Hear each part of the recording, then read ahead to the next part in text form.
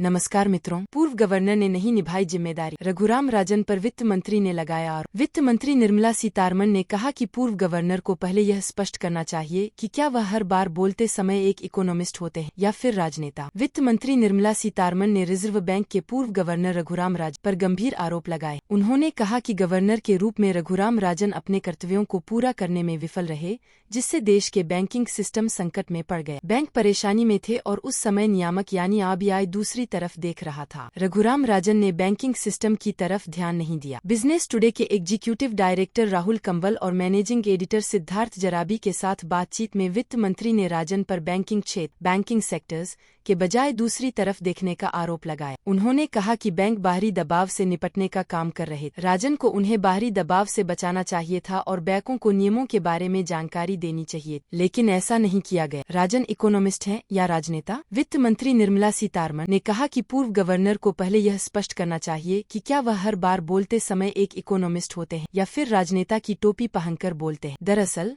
वित्त मंत्री ने यह जवाब तब दिया है जब कुछ दिन पहले ही रघुराम राजन ने कहा था कि देश को विकसित डेवलप्ड कंट्री बनने के लिए 9 से 10% ग्रोथ का टारगेट, जीडीपी ग्रोथ टारगेट रखना चाहिए। मौजूदा ग्रोथ पर भारत नहीं हो पाएगा विकसित देश। रघुराम राजन ने कहा था कि विकास की मौजूदा दर पर भारत 2047 तक चीन की वर्तमान प्रति व्यक्ति आय तक पहुंच जाएगा, लेकिन भारत को बढ़ती आबादी का भी सामना करना पड़ेगा। उन्होंने यह भी कहा कि अगर भारत मौजूदा रेट से ग्रोथ करता है तो 2047 तक विकसित देश की कैटेगरी में नहीं आ पाएगा। भारत को इन बातों पर करना होगा फोकस। रघुराम राजन ने कहा था कि चीन की तर्ज पर विनिर्माण पर ध्यान केंद्रित करने वाला एक सत्तावादी बदलाव अब आधुनिक समय और ग्लोबल मार्केट में एक विकल्प के तौर पर नहीं होगा। उन्होंने कहा कि भारत को मानव पूंजी और बौद्धिक संपदा बनाने की क्षमता पर फोकस करना होगा। दूसरी सबसे बड़ी खबर, श्री राम जन्मभूमि तीर्थ क्षेत्र के कोषाध्यक्ष गोविंद देव गिरी महाराज ने रविवार को कहा कि हमें ये 3 मंदिर अयोध्या, काशी,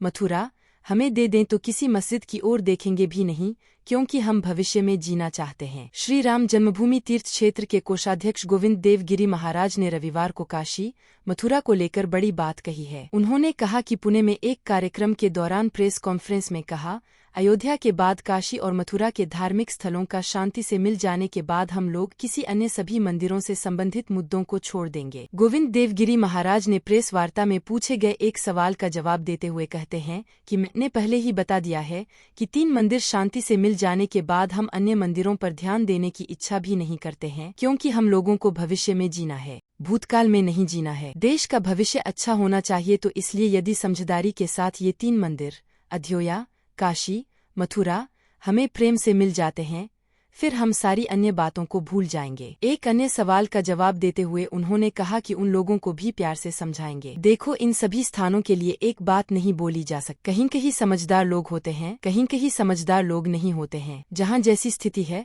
वहाँ उसी प्रकार से लोगों को समझाने की कोशिश करें। हम किसी भी प्रकार देश में शांति नहीं होने देंगे। श्री राम जन्मभूमि तीर्थ क्षेत्र के कोषाध्यक्ष गोविंद देव गिरी महाराज अपने 75वें जन्मदिन के मौके पर 4 फरवरी से 11 फरवरी के बीच कई धार्मिक स्थलों पर कार्यक्रम आयोजित किए जा रहे हैं। इसी क्रम में वह पुणे के आलंदी पहुंचे थे, जहां उन्होंने एक प्रेस कॉन्फ्रेंस का भी आयोजन किया था। इस कार्यक्रमों में आरएसएस प्रमुख मोहन भागवत और श्री श्री रविशंकर सहित अन्य लोग ने भी भाग लिया। बता दें कि 500 सालों के बाद सुप्रीम कोर्ट के ऐतिहासिक फैसले के बाद राम मंदिर का निर्माण हुआ है। 22 जनवरी 2024 को पीएम नरेंद्र मोदी की मौजूदगी में मंदिर के गर्भगृह में रामलला की प्राण प्रतिष्ठा हो चुकी है, लेकिन अभी मंदिर के निर्माण काम चल रहा है और इस दिसंबर तक निर्माण कार्य को पूरा कर लिया जाएगा। इसके अलावा ज्ञानवापी और मथुरा श्री कृष्ण जन्मस्थान का मामला अदालत में लंबित है।